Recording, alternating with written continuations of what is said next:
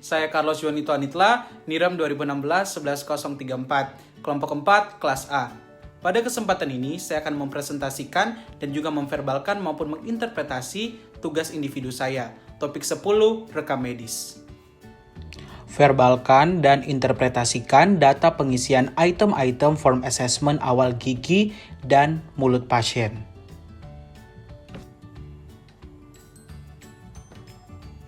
Data pengisian item-item form assessment awal gigi dan mulut pasien. Pertama, kita mengisi nomor rekam medis 010020, nama Asma, Jalan Mekar, RT 03 RW 05, nomor 44 Jakarta Selatan, tanggal lahir 16 Mei 1952, umur 68 tahun. Untuk jenis kelamin kita memilih P yang berarti perempuan, maka kita centang. Kemudian untuk tanggal kedatangan 10 Februari 2020 pada pukul 10.10 waktu Indonesia Barat dengan instalasi atau unit klinik eksekutif Rumah Sakit Gigi dan Mulut Universitas Profesor Dr. Mustopo Beragama. Sumber data langsung dari pasien sendiri yaitu Asma, rujukan tidak ada, diagnosa rujukan juga tidak ada. Untuk psikososial budaya, ekonomi, status pernikahan, Asma sudah menikah. Status berikutnya yaitu riwayat kebiasaan, Asma tidak memiliki riwayat kebiasaan. Kemudian hambatan fisik Asma yaitu dia menggunakan kacamata, berarti dia itu memiliki hambatan fisik pada penglihatan. Kemudian hambatan kognitif tidak dimiliki Asma. Kemudian hambatan sosial itu pada kepercayaan, di mana pada saat remaja gigi Asma yaitu gigi taring bawah Asma pernah diasah. Kemudian bahasa yang diakui Asma yaitu adalah bahasa Indonesia dan ekonominya itu baik. Berikutnya yaitu keluhan utama Asma, di mana pasien perempuan berusia 68 tahun datang ke klinik eksekutif RSGM UPDMB dengan keluhan ingin dibuatkan gigi tiruan yang baru dikarenakan gigi tiruan yang lama sudah terasa longgar dan sehingga membuat tidak nyaman saat mengunyah makanan maupun berbicara, dan pasien merasa giginya kotor dan ingin dibersihkan.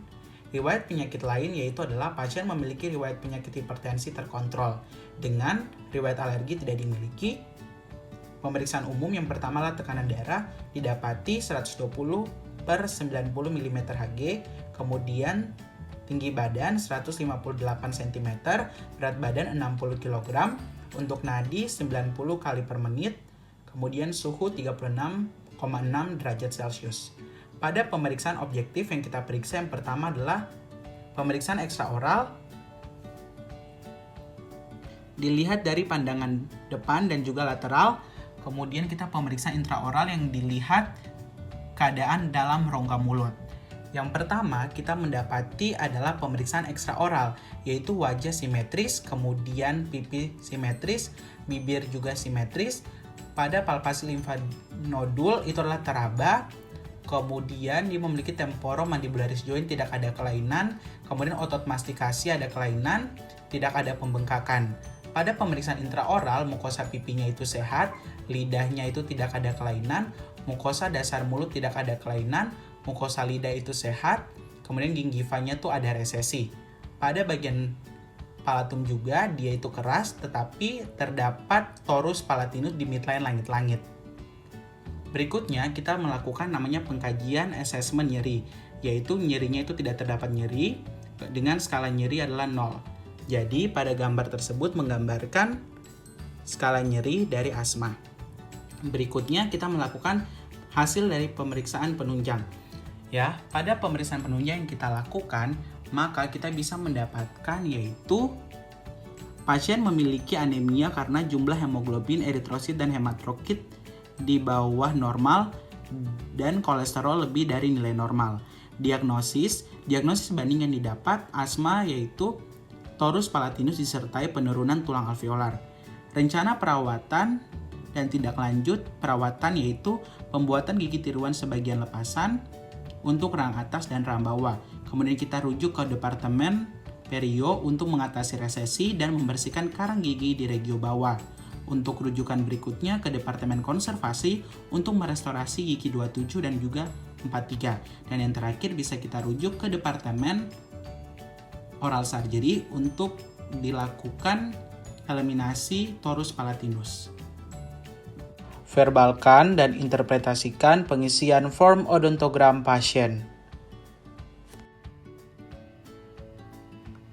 Pengisian form odontogram. Yang pertama kita mengisi nomor rekam medis yang sama dengan form assessment 010020, nama, asma, alamat, Jalan Mekar, RT 03, RW 05, nomor 44, Jakarta Selatan, umur 68 tahun, jenis kelamin kita mencentang P yang berarti perempuan. Berikutnya kita mengisi pemeriksaan odontogram. Berupa yang pertama adalah tabel untuk gigi geligi rahang atas, yaitu pada regio 1 dan regio 2. Pada regio 1 kita mulai dari gigi 18, yaitu missing yang disingkat dengan miss. Kemudian 17 missing, kemudian 16 missing. Kemudian gigi 55 kita coret karena untuk asma dia sudah berusia 68 tahun yang berarti dia memiliki gigi tetap. Yang dimana gigi 15 dengan kondisi atrisi dan juga tambalan komposit di bagian palatal. Maka kita singkat dengan ATT strip L-Cough. Kemudian gigi 14 missing, gigi 13 missing, gigi 12 missing, gigi 11 missing.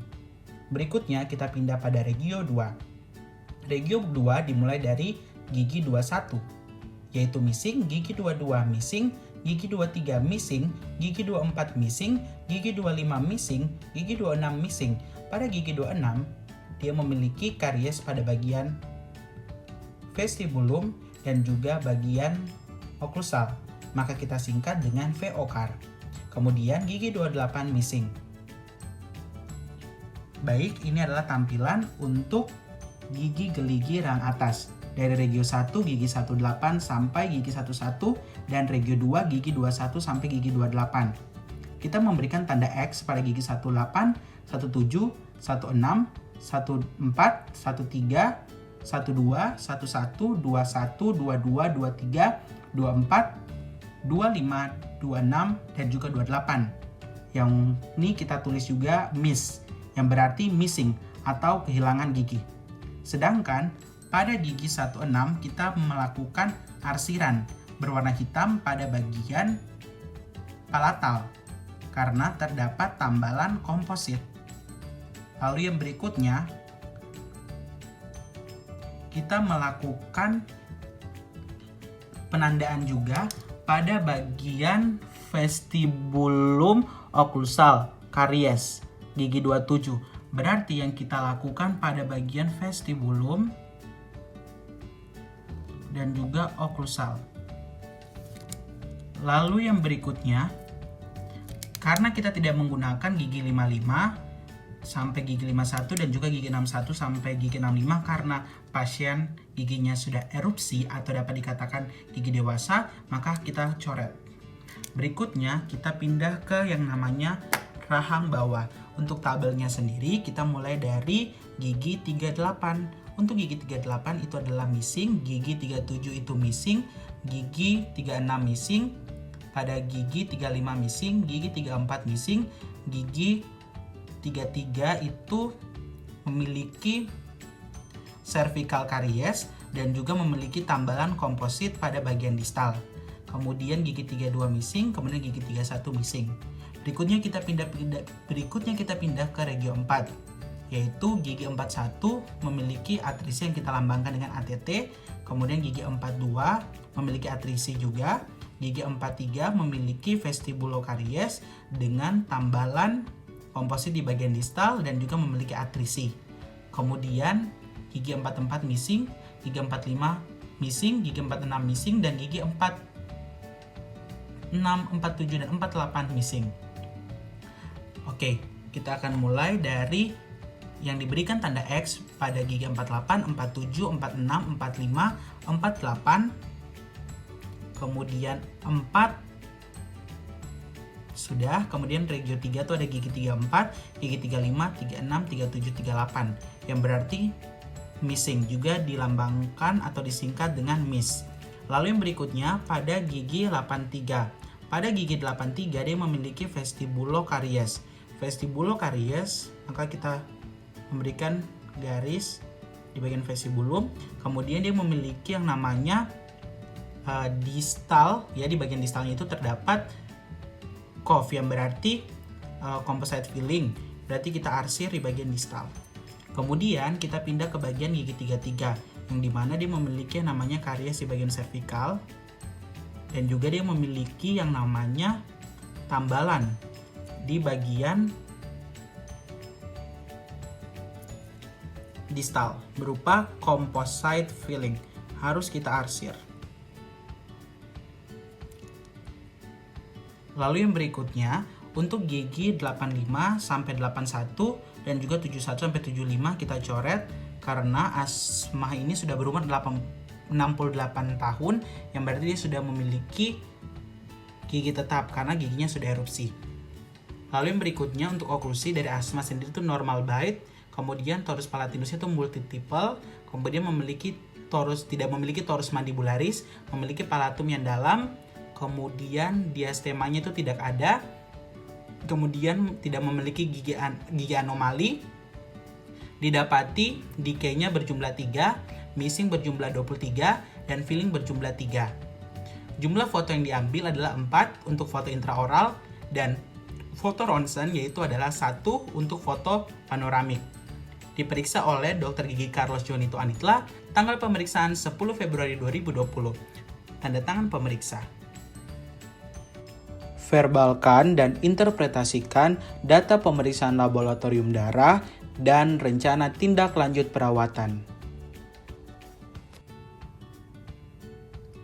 Data pemeriksaan laboratorium darah dan rencana tindak lanjut perawatan. Pada pemeriksaan penunjang, didapati hasilnya yaitu hemoglobin 11,2 yang berarti kurang dari normal, leukosit 9.600 yaitu normal, trombosit 328.000 yang berarti normal, hematokrit normal, eritrosit 3,5 yang berarti kurang dari normal, basofil dan eosinofil yaitu 0 yang berarti normal, neutrofil 65 yang berarti normal, monosit 9 yang berarti normal, limfosit 26 yang berarti normal, MCV 90 yang berarti normal, MCH 32 yang berarti normal, MCHC 35 yang berarti normal, glukosa sewaktu yaitu 132 yang berarti normal, kolesterol total yaitu 223 yang berarti lebih tinggi dari normal. Karena normal kolesterol total yaitu adalah 200. Dari pemeriksaan laboratorium darah, maka yang harus kita tindak lanjuti yaitu kita rujuk ke spesialis penyakit dalam karena pasien itu menderita anemia. Verbalkan dan interpretasikan hasil radiologi pasien. Pemeriksaan penunjang foto ronsen panoramik. Dari hasil foto ronsen panoramik, pada gambaran radiografi terlihat tulang alveolar pada rahang atas terjadi penurunan yang luas secara horizontal dengan gambaran radiolusen. Terlihat sinus maxillaris mendekati alveolar ridge pada gigi 16 dengan gambaran radiolusen. Pada rahang bawah terlihat penurunan tulang alveolar secara vertikal dengan gambaran radiolusen. Memverbalkan dan interpretasikan rencana perawatan dan KIE kepada pasien sesuai dengan hasil rujukan. Rencana perawatan dan juga KIE kepada pasien sesuai dengan hasil rujukan. Rencana perawatan scaling pada gigi rahang bawah, pembuatan gigi tiruan sebagian lepasan untuk rahang atas dan rahang bawah, dan pembuangan torus palatinus. Rujukan yang pertama bisa dilakukan ke Departemen Bedah Mulut untuk menghilangkan torus palatinus yang akan mengganggu retensi dan stabilisasi gigi tiruan. Yang kedua, prostodontia untuk membuat gigi tiruan sebagian lepasan. KIE pada kasus ini, pasien dirujuk ke spesialis bedah mulut terlebih dahulu untuk membuang torus palatinus, lalu pasien dirujuk ke spesialis prostodontia untuk dibuatkan gigi tiruan sebagian lepasan pada rahang atas maupun pada rahang bawah. Kemudian kita berikan edukasi bagaimana cara menyikat gigi yang baik dan benar agar oral hygiene tetap terjaga dengan baik maupun juga dengan berkumur. Yang kedua, mengurangi makanan yang bertekstur keras dan memperbanyak makanan yang bertekstur lunak. Itu saja yang dapat saya sampaikan, kurang lebihnya mohon maaf. Terima kasih.